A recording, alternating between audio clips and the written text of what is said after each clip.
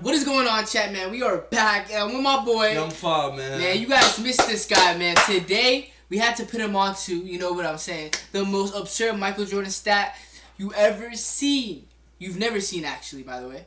But, you know, with that being said, what do you think, bro, about, you know, on the channel, you know, you've been on a Jordan journey too, you know, you've been learning a little bit about Jordan, you know, you admitted that Jordan's the GOAT.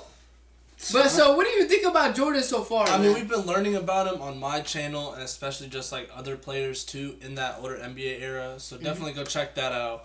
But I mean, you know, when it comes to numbers and stats, I guess you know what I'm saying. Hey, you're right. And records.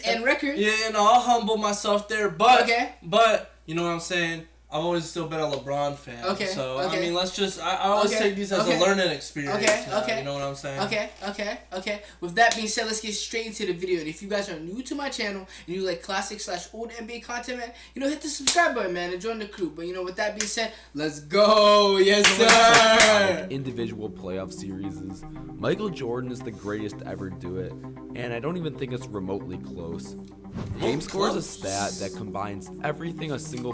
Hey, off the bat, remotely close. Yes, bro. Remotely close. It's not close, bro. At all? Nah, it's not. I'm sorry, bro. It's gotta be close if they're in a comparison. Nah. Player chat. Basketball and puts it all into one nice, neat number. To give you guys some context about how good or bad a single game score is, a game score of around 0 to 10 is what your average role player puts up. Think about a typical game from Jackson Hayes. A game score of around 10 to 20 is what a typical all-star would put up. Think of Jaylen Brown on a normal night. A game score of about 20 to 25 is what a top NBA superstar puts up on a nightly basis. Think Luka Doncic on a normal Tuesday night. However, a game score over 25 will put you in NBA history with some of the greatest games of all time. For example, Giannis Antetokounmpo in early... That is a crazy stat line. This is a crazy stat, and Giannis has been playing crazy in modern NBA right now. Yeah. He's injured, though. You know what I'm saying? November of last season, recorded the highest game score of the season with a stat line of 59 points, 14 rebounds, 7 assists, 5 steals, only 3 turnovers, and he shot 21 of 34 from the field. This gave Giannis a game score of 54.2 that night. Not only was this the best game from the 2024-25 season, but this was statistically the 17th greatest game of all time. Now, harder than one of the greatest games of all time, doing it for 4 to 7 straight games in the playoffs. Right here, we have a chart showing the greatest playoff series of all time, according to the game score How does this relate to Michael Miller's Jordan, 1993 series. This guy's got to get to the point. Listen, you just got to watch and learn, bro. Just trust, bro. You LeBron fans are impatient, bro. You guys just want to yip, say all that BS. Just watch and learn. You know what I'm saying? The Cavs hat is probably getting to you, bro. All right? Of the Knicks, where he lit up New York for 31 points a game on 53% shooting, is right here. KD's series against the Spurs in 2016 in round 2 is right here. Curry in the 2022 NBA Finals makes an appearance at 23.2. LeBron's 2016 Eastern Conference Finals and NBA Finals series rank very close to each other, around 25 to 26. Michael Jordan's sweep against Orlando in 96 and his sweep against Detroit in 91. Looks pretty close here, man. Moving up the chart. You're speaking too soon, bro. I'm telling you, just watch. LeBron fans be impatient. Stop. Now, watch. We have more Michael Jordan in the late 80s and 1991 versus Showtime. We have Shaq's 2 best series ever, the 2000 and 2002 NBA Finals, Jokic's 2023 series versus Phoenix, and Giannis's 2021 Jokic NBA over Finals LeBron, by the way. rank way too high to be ignored.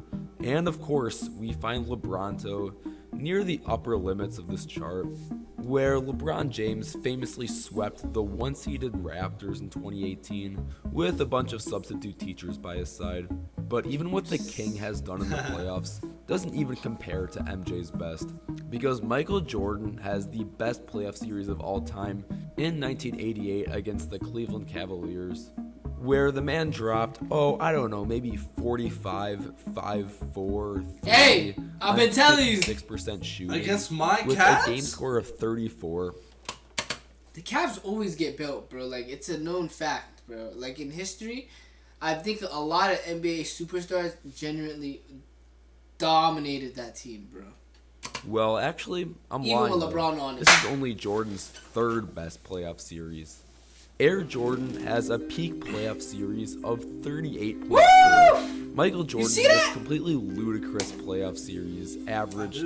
Embrace yourselves. 45, 9, 6, and 3 on 60% shooting. These are like 2K My Career numbers on rookie settings. For context, LeBron James' best playoff series, according to GameScore, is against the Raptors in 2018, where LeBron pretty much soloed the one-seeded Raptors in a 4-game series. The gap between LeBron's best playoff series and Jordan's best playoff series is a larger gap than Kawhi's 2019 NBA Finals when he took down the Warriors. It's a larger gap than... Do you see how much of a record that is, bro? Like, do you understand that? I don't know. I think it just keep letting it go. Keep letting it go. Still in denial? I don't know. Come on, bro. Steph Curry's Come on. unreal 2022 NBA Finals. It's even a larger gap than LeBron's 2016 3-1 comeback in the NBA That Finals. 2016 year. And this isn't just one lucky playoff series. Michael Jordan has 5 individual playoff series that are better than LeBron's best. Michael Jordan is the only player to have a game score of over 35 in a series, and he has the most 30 or higher series game scores of all time. Michael Jordan still holds the crown for unreal playoff series, despite nearly 30 years of basketball history after Jordan's prime, and no one has quite come up with what the Black Cat did in his prime. Today, we're going to be looking through some absolutely insane, psychotic Michael Jordan stats that might just blow your mind. So be sure to have your popcorn ready. Well, I got my popcorn ready, man. You actually learned? You gonna actually learn now, bro. Like, you actually gonna learn now. Okay. Speaking of food, I'd like to welcome today's sponsor, Factor 75. Yes, spectacular night for the Bulls as Jordan has come up with another. Hey! Now, this is Michael Jordan, of course, but specifically from his rookie year. Now, most of Michael Jordan's unreal stats, feats, and accomplishments came later into his career, but to find a really hidden, obscure Jordan stat, we have to go all the way back to 1984. Michael Jordan was drafted as the 3rd overall pick in the 1984 draft, and he did not disappoint nearly. Chad, it kind of feels weird that he's the 3rd overall pick of all time. Like, you would think that Jordan was, number 1, but nah. Like, what, they had Hakeem over him, and I forgot who the other person was. Let me know down below, chat. From the gate, you could already tell that this wasn't just another lottery pick, but he showed flashes of one of the greatest players to ever lace up on the Hollywood. MJ, in just his rookie year, was already averaging 28.2 points, 6.5 rebounds, 5.9 assists, and 2.4 steals a game. Here's the list of every NBA rookie. As a rookie, by the way. As a rookie. Just so you know. Right. So you know. As a rookie, by the way. In history to have this stat line. Yeah, it's just MJ. Even if we include all seasons in league history, even outside just rookies, there have only been 9 total seasons where a player had a stat line of 28, 6, 5, and 2. And you know what makes this feat so ridiculous? Most NBA players typically have their worst shooting splits in their rookie season, getting used to the adjustments of facing against a new pool of world-class talent, different roles on their new NBA team, and the wear and tear on their bodies from their first ever 82-game season. But not Michael Jordan. Air Jordan is... You heard that? Not Michael Jordan. Not Michael Jordan. One of 13 rookies to score at least 20 points a game in their first year and shoot over 50%. Rookie MJ was a 6'6", sub 200-pound guard in the 1980s, putting up scoring splits equal to that of 7-footers. But the madness doesn't stop there for rookie Jordan. MJ in 1985 raised the Bulls 11 wins taking them from the second worst record in the league in 1984 at 27-55 to the 7th seed in the East with a record of 38-44 in 1985. He helped, but that's still. But listen, he's a rookie though. They were bums. They were not playing good at that time frame. And actually, if you really think about it, he literally carried them to be like one of the most successful teams, bro. So just keep listening. Okay. Now, past the NBA-ABA merger, MJ in 85 made up one of 18 rookies to ever be selected for an All-Star game. He's one of 4 rookies to make an All-NBA team, and the only rookie in the modern era to lead the league in total points as a rookie. Yeah. Yes, Michael Jordan in 1980. As a rookie, he led the league in points. What? As a rookie. Like, bro, you understand that, right? No one else has done that before. No. That's like... Ever in NBA history? Never. That's crazy. Scored a ridiculous 2,313 points. More total points that year than players like Purvis Short, Dominique Wilkins, Alex English, and 1985 MVP winner Larry Bird. Now, if you were to actually rank where Michael Jordan was in terms of the best players in the league in 1985, where would you rank him? MJ was going against other greats in the middle of their primes in 1985, like Larry Bird, Magic Johnson, Bernard King, Isaiah Thomas, Sidney Moncrief, Alex English, and Terry Cummings, and more. According to some popular advanced stats like PER, value over replacement, box plus minus, it's not a crazy statement to say that Michael Jordan was a top 2 player in the league in 1985. Yeah! With was top 2 in the main 4 advanced stats of PER, win shares. Like, doesn't that blow your mind though? Like, if you actually think about it though, right? He's the only one who's ever done this in NBA history. Yes. And you're telling me LeBron doesn't even compete? Bro, does it even seem like LeBron has done it? Come on, be realistic, bro. Be realistic, bro. No, yeah, okay, Box okay. plus minus and value over replacement. Yeah, this isn't a typo. There's a legit argument to be made that rookie Michael Jordan was better than peak Magic Johnson, Bernard King, Isaiah Thomas, and Sidney Moncrief. Michael in 1985 was an absolute demon on the hardwood. He was a scoring machine that had a crazy first step, unreal hang time, and was already one of the best slashers in the game. Now, when I first saw rookie Jordan's stat line, these crazy numbers reminded me of someone. Well, SGA. Oh yeah, one of my favorite players, man. And relies more on mid-range shots. Both players are among the top drivers in the NBA, along with their eerily similar builds. Along with this, Shea's stat line in 2025 is pretty identical to rookie Jordan. Bro, it's his MVP season though, and it's identical to the rookie season, bro. That's kind of crazy. This is like one of the best seasons ever, and then this is his rookie season normally. That's crazy. That is crazy. Well, SGA has rookie MJ beaten by a pretty good margin for scoring. I mean, we're comparing both players 40 put up years very similar different of basketball here. Yeah, that's why it's even more impressive that he's doing that. amounts of rebounds and assists. Both players definitely leave their contributions on the defensive end. Both players have a nearly same field goal percentage, and both players have nearly identical free throw shot logs. Now, going back to that value over replacement stat from earlier, a stat that shows the estimated value that a player brings to the court compared to the average NBA player. 2025 SGA slightly sits on top of him at 8.8 compared to Jordan's 7.3 in 1985. SGA's 2025 campaign was an all-time great season, and there's no doubt about that. Except Michael Jordan has 8 individual seasons that rank higher than 2024-25 Shai Gilgeous-Alexander. Yeah.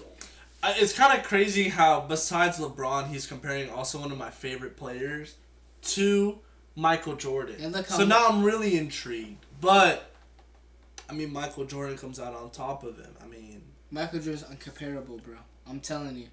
Not even an SGA? Yes. That's not a typo. Michael Jordan has 8 seasons that are better than the season where SGA won every award known to mankind. Michael Jordan in 1985 was just getting started, where he would completely tear up the league in the following seasons.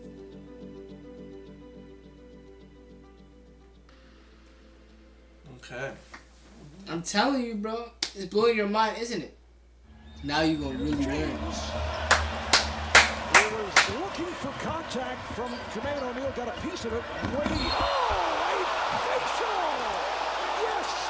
Oh my goodness. Dwayne Wade is one of the greatest slashers the game of basketball's ever seen. Nicknamed the Flash, 1 second you would be face to face with him on the perimeter, and the next moment this 6'4" guard would be throwing down posters on your favorite big man. D. Wade during the mid to late 2000s was one of the most unstoppable slashers the game has ever seen. Now, taking a look at the complete opposite end of perimeter scorers, we have Carmelo Anthony. Melo during the early 2010s was arguably the greatest mid-range player the game had ever seen. I mean, you could lock this guy in a phone booth, and he would have absolutely zero trouble getting a bucket. Now, what do you get when you take the slashing abilities from late 2000s? He was one of the best mid-range shooters the game has ever seen, though. Like, Carmelo? I didn't know Carmelo was that nice, bro. Like, I mean, we'd have to see stats. I don't think I've seen enough Carmelo to say he's one of the best mid-range when I shooters. really started watching, right, he was already older on OKC and, you know, on those type of teams, man. So I didn't really see him that much, but wow. Dwayne Wade and the mid-range assassinry of New York Knicks Carmelo Anthony. We all know is. Well, you might have just created Michael Jordan in his prime. The other day, I was going through my daily procrastination when I ran into this subreddit. The title reads, according to tracking stats, Michael Jordan was arguably both the best slasher and mid-range shooter of all time. Now, this is a pretty bold take. Yeah. Dominating two opposite ends of offense at the same time should be impossible, right? This article goes on to explain how in the 1996-97 season, the first season that the NBA officially started counting specific player shooting data, that Michael Jordan shot in between 49 and 51% from mid-range. Pretty impressive, taking into account that he had the third highest efficiency and the first highest volume of mid-range shots. Now in 1997, MJ was still one of the greatest players of all time, but he was 33 years old and was starting to regress compared to his former younger self. Luckily for us though, this Reddit thread also gave us a link to unofficial shooting data from 126 games from the 1990, 91, and 92 NBA season, the time I would consider to be Jordan's peak. On RealGM.com almost blew me away. Michael Jordan threw 126 unofficially tracked games in the early 90s, shot nearly 75% from the rim, 59. What do you think about this, bro? Like, this is a crazy stat line. What do you think, bro? I mean, is it comparable to any other player, you think? No. It's the absurd stat line ever. That's what it means. No one can compare to Jordan, bro. No one can. You really don't think that my goal LeBron is comparable to and even Jordan in his rookie year? Jordan in his rookie year, chat? I don't know about that. I don't know. Chat, let us know down below. No. 10% from the paint overall, 51% from mid-range, and 38% from three. These numbers are crazy efficient in the 90s, and even 35 years later, these numbers would still put you among the best in the league. For context, SGA in 2025 was the best scorer in the league, and he shot around 69% from the rim, 59% from the paint overall, 50% from mid-range, and 37% from three. Near identical numbers as prime MJ. Now, digging even deeper into this website, it gives us Michael Jordan's tendencies and numbers in isolation, and they were pretty shocking. Not only are these numbers impressive, to no one's surprise, but the one metric that stands above the rest was that Michael Jordan during these 126 games shot 63.7% when he was driving to the rim. Once again, for context, SGA in 2025 shot exactly 60% while he was driving to the basket. Now, Choke Paul 3 and making the claim that Michael Jordan is the greatest slasher and mid-range shooter ever is kind of hard to defend with real tangible you evidence. agree with that stat? Because we don't have any advantage. Best slasher and mid-range shooter? Yeah, for sure. Okay. For sure, bro. Shooting data from MJ's first 11 years of his career. But does MJ have the greatest slashing and mid-range combo peak we've ever seen? Yes. Was there a player during any point in their career that dominated the mid-range and attacking the rim in the same time like early 90s Jordan did? Well, to figure this out, I handpicked the top 25 slashing seasons from 1997 to 2025.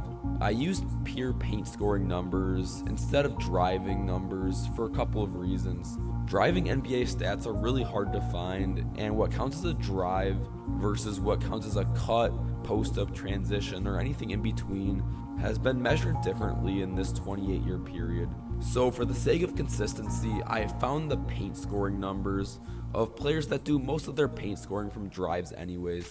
Taking a look at this chart, we have some of the greatest individual seasons of all time. We have efficiency from the paint on the x-axis and the amount of paint makes on the y-axis. Allen Iverson in 2001 made nearly 400 shots in the... Bro, Allen Iverson just always impresses me, bro, because he's 6 foot, bro. Like, he's literally 6 foot, bro. And, like, imagine me just going against, like, a Shaquille O'Neal and I'm just making layups on him easily. That's exactly what he was doing. I need to start reacting to him, bro. Like, I need to do a reaction video on him, chat. All I know is that Allen Iverson really was inspired by Mike. Yeah. Paint, but was pretty inefficient doing it. We have other Hall of Fame slashing seasons like 2017 Westbrook, 2011 D Rose, and 2019 James Harden. I need to react to D Rose, bro. Kobe actually fell lower than I thought.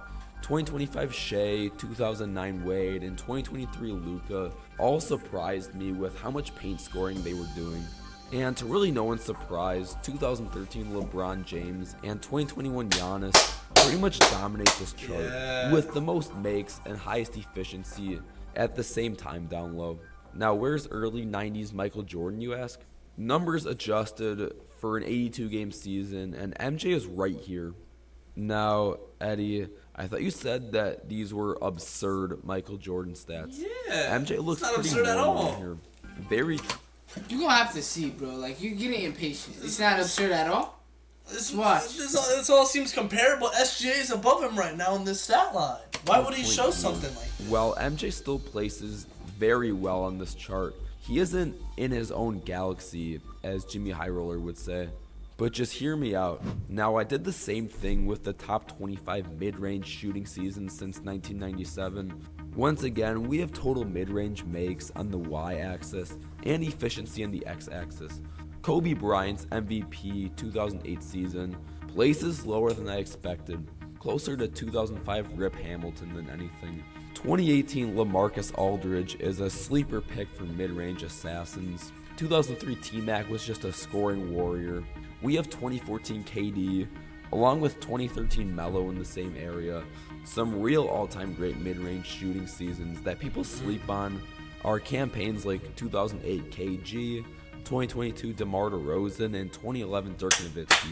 But where is early 90s MJ again? Well, he'd be all the way up here. Once again, Michael Jordan's makes were adjusted for an 82-game season, and he still has more than 170 mid-range makes than the next closest competitor, 2011 Dirk, while having the 4th highest efficiency in this chart with this insane amount of volume. Now, we've established the greatest slashing and mid-range scoring seasons of tracking data history, but how does the relation of these two areas of dominance put together look like? Can a player truly dominate both the paint and the mid-range at the same time? Or are players pretty much forced to pick a zone? Well, to find this out, I took the top 25 seasons from both sides and of course put them on a chart. The y-axis being total mid-range makes and the x-axis being total paint makes. Let's take a look at this. Chris Paul's 2014 season is great, but not as much stacked up against other greats. 2011 Dirk fails to compete in paint scoring despite his unreal mid-range success. 2013 Melo 08 Pierce, and 08 Garnett fall near the middle, along with 2023 D-Book, 2017 Kyrie, 2021 Kawhi, and 2020 Jimmy Butler, all hovering in the 200s and high 100s for total makes in both areas. Making our way to some real impressive seasons though, dominions of both areas. We have seasons like 2003 T-Mac, his counterpart 2003 Kobe, 2022 DeMar, 01 Allen Iverson, and 2017 Russell Westbrook. However, the real best of the best are seasons like 09 Dwayne Wade, 2017 DeMar, 2013 LeBron James, and 2025 Shai Gilgeous-Alexander. Then you have Michael Jordan from 1990 to 1992. Once again, adjusted for 82 games, Jordan has by far the most mid-range make. You just be doubting Jordan before you can see greatness, bro. I'm telling you. Like, you keep getting shocked slowly and slowly, bro. Listen, you're learning, bro. You're learning, bro. I'm telling you, bro. It's crazy, yeah. You didn't expect that, right? Nah, I didn't. Yeah, I'm telling you, bro. Of all time, while only paling in paint makes to 2025 Shai Gilgeous-Alexander and 2023 Nikola Jokic. While this chart doesn't take efficiency into account, and Michael Jordan was known for taking a lot of shots, I'd like to remind you that MJ shot 59% from the paint and 51% from mid-range, numbers that are still undeniably great even in today's game.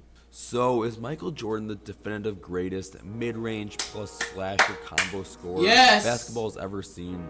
Well, due to a lack of data, it's impossible to really know that. Sorry, choke ball 3. However, does Michael Jordan have the highest slashing plus mid-range combo scoring peak ever? Yes. Well, based on the hard, tangible evidence we have, I think you can make a pretty good argument for it. Yes. Dang. What do you think about this, bro? Like, genuinely, what do you think about this video? I mean. What do you take away from this, bro? Like, you kind of doubted on seeing the absurd stats and, you know, bro, he's a slasher and mid-range shooter. Like, he's the best at that, bro. You didn't expect that. Like, his rookie season compares to SGA's best season. How do you feel about that? I mean, it's crazy. It's definitely, you know what I'm saying, Jordan comes out on top with those stats, but I feel like players back then in that 80s era especially, like, just didn't take as much threes. So, like, his shit's more impressive, bro. Yeah, obviously he was more accurate with those shots, but, like, the way that people hoop now and back then is different. Like, people didn't take threes nowhere near as much. Yeah, so you would have had more points. Well, right, but I'm saying, like, I feel like different modern day players, like, since they take those different shots, you know what I'm saying? It's like ratio. Like, they don't take as much mid-range shots. Okay, you were speaking BS. You were speaking BS. Right? I wouldn't say so. It's just the way, like, certain shots are taken differently in modern day. Back then, it was more mid-ranges and paint than anything outside the arc. Okay. And I feel like it's more of a mix now. So, is it comparable? Yeah. And does he come out on top with the stats? All due respect, he does. Mm-hmm. But, you know what I'm saying? I guess this definitely showed me something about Jordan, man. Okay. Chat, let us know down below what you guys think can, you know, recommend us some more stuff to react to. But, you know, with that being said, this is the end of the video, chat. So make sure to like, comment, subscribe, man. And I'll catch y'all next time. Yes, sir.